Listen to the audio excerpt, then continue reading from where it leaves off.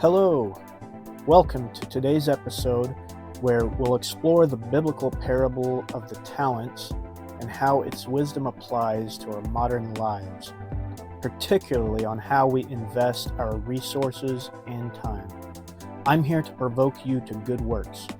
Thanks for joining me.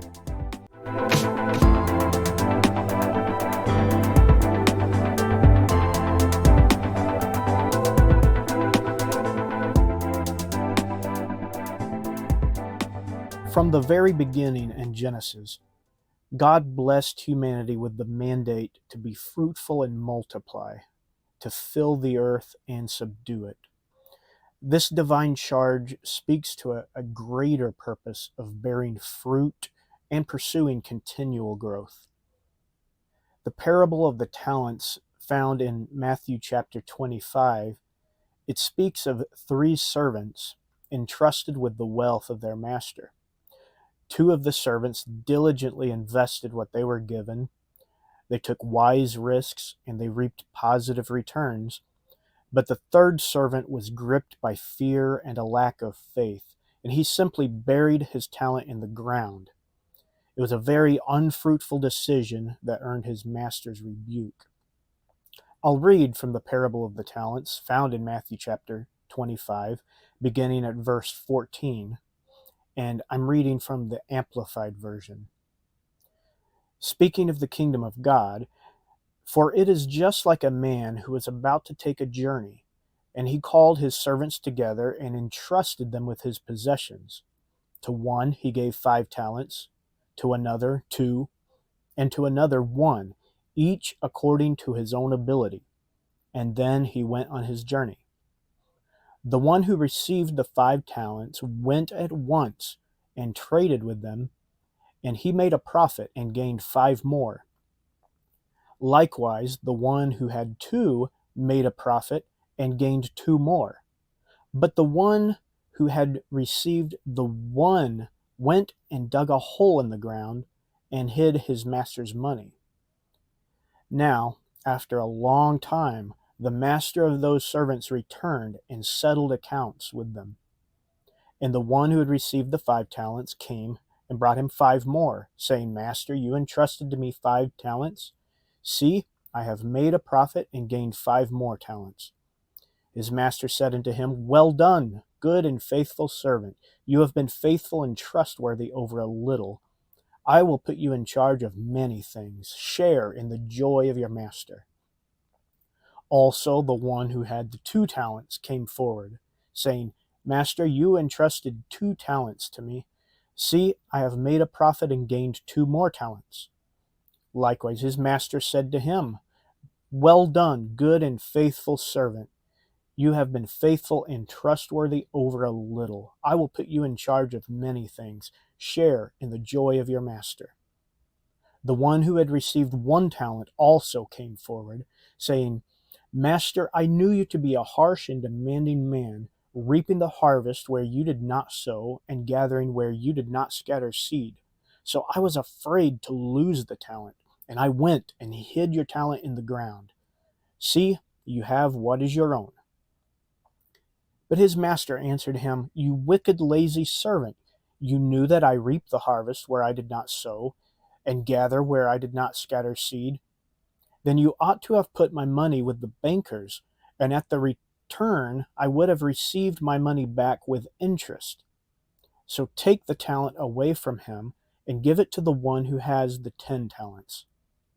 For to everyone who has and values his blessings and gifts from God, and has used them wisely, more will be given, and he will be richly supplied, so that he will have an abundance.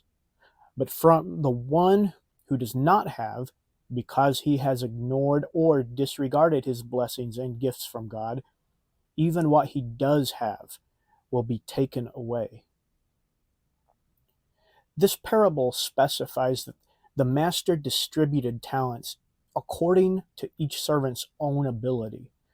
Now, this underscores the importance of developing our own unique talents and abilities in order to gain a greater responsibility and trust.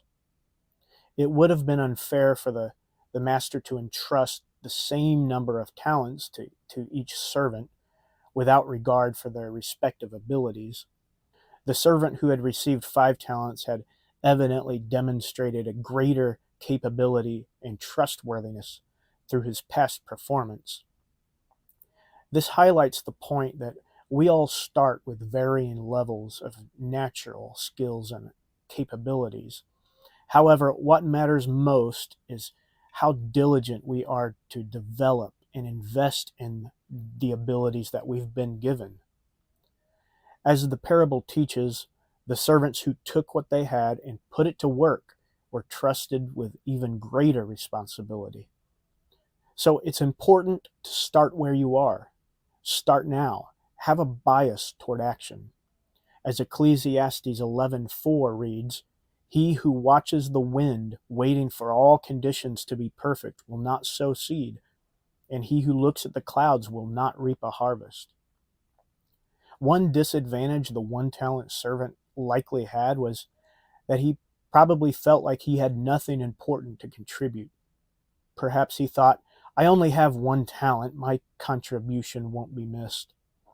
And I can't help but to imagine how things would have gone if, instead, he had courageously determined to make his efforts count.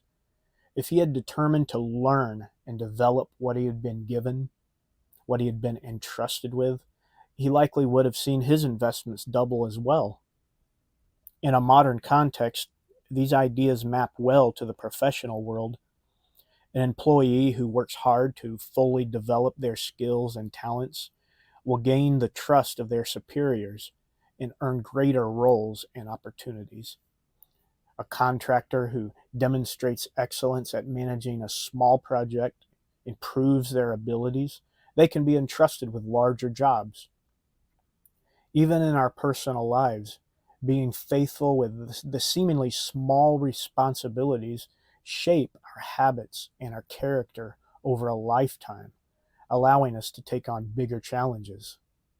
Similarly, a teenager who shows that they can responsibly manage a part-time job develop the maturity to handle larger financial and time commitments as a young adult. And then even in our walk with God, our consistency, our disciplined prayer lives, our faithful church attendance, getting involved in giving of ourselves and our finances, and not just performing the mechanics of these things, but doing them with a sense of purpose and with a cheerful heart. The principle is that our present trustworthiness and ability to manage what we've been given, no matter how big or small, unlocks future opportunities for increase. As the master says to his faithful servants, "You were faithful over a few things. I will make you ruler over many things." I would argue that we all start similar to the 1 talent servant, and we grow into the 2 talent servant, and so on. We grow and attain greater levels of responsibility as we progress. We have to avoid the mistakes of the unfaithful servant, that is, burying our talent and failing to develop our abilities to the fullest potential. Whether it's out of fear or slothfulness, we need to confront who we really are and determine within ourselves that we're going to grow and we're going to develop. We should continually seek to expand the areas we've been blessed with, knowing that proven faithfulness leads to greater kingdom responsibilities entrusted to us. To be bound by fear is to implicitly doubt God. Think about it. We're effectively questioning his judgment and entrusting us with the abilities and the gifts that he put in us. This teaches us the spiritual necessity of being productive with whatever it is God has entrusted to our care, whether it's money, skills, opportunities, or the most precious resource of all, time itself. Like the 3 servants, we're called to invest diligently, taking calculated risks when appropriate and continually seeking to multiply that which we have been given. We awake every morning with the gift of a new 24 hours to invest. We have a capital allocation decision to make every day. This daily allotment of time is the capital, the talent entrusted to our stewardship.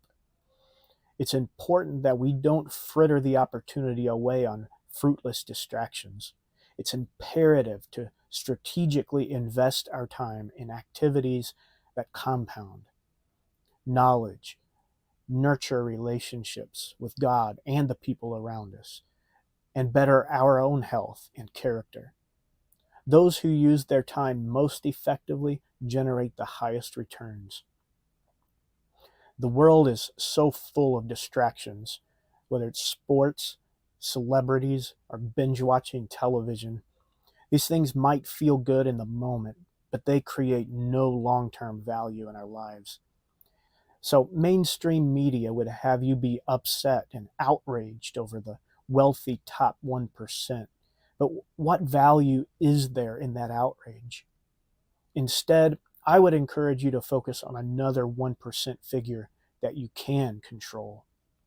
And that is the 1% better principle. The 1% better principle teaches that making small, consistent improvements each day yields remarkable growth over months and years. Those 1% marginal gains may seem insignificant in the moment, but like steady returns compounding in the stock market, they accumulate into an impressive increase in knowledge, ability, or whatever the area of focus. The 1% better principle might sound gimmicky, but don't get distracted by that. The point is this: making a diligent and purposeful effort to be better in a meaningful way on a daily basis, that will make a difference. Productive stewardships of our talents and time ultimately come down to keeping the proper perspective. Are we aligning ourselves with God's vision for fruitful growth and increase, or are we falling prey to the inaction, the fear, or the short-sightedness that impoverished the unfaithful servant? God himself is a God of growth and creative energy. God is perfectly able to grant me the opportunity to be appointed as a chief financial officer of a large corporation. But the question, have I prepared myself to meet the requirements of that role? If I were put into that role, would my abilities and my service there bring glory to him? Of course, God can cause you to rise to great heights in your career, your community, and in his spirit. But what are you doing to prepare yourself for those possibilities? God uses what you bring to him in terms of preparation, diligence, and bringing those things in a spirit of excellence. Remember Proverbs chapter 18, verse 16. A man's gift makes room for him and brings him before great men. Now, reading from 2 Corinthians chapter 9, verse 6. Now remember this: he who sows sparingly will also reap sparingly, and he who sows generously will reap generously and be blessed. The time capital we allocate toward becoming better will yield proportional rewards and blessings, both for ourselves and others. So invest and grow. Be diligent, be purposeful. Invest your time wisely and hear those words, "Well done, good and faithful servant. You have been faithful and trustworthy over a little. I will put you in charge of many things. Share in the joy of your master."